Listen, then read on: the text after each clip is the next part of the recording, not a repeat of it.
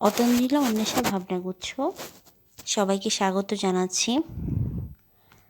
পাকিস্তানের নাটক দেখা শুরু করেছিলাম 2021-এর শেষের দিকে, আর তুর্কিশ নাটক দেখা শুরু করেছিলাম 2020-এ লকডাউনের সময়। এরপর এক বান্ধবীর পরামর্শে দেখা শুরু করি পাকিস্তানি নাটক।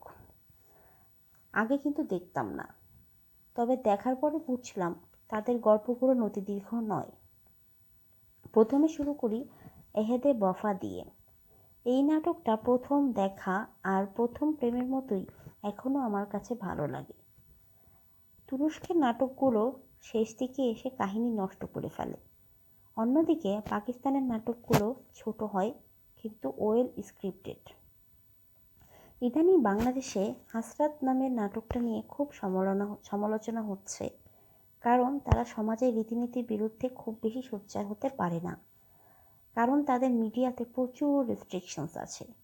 সাধারণ গল্পগুলো তবুও অসাধারণ হয়ে ওঠে স্ক্রিপ্টের কারণে।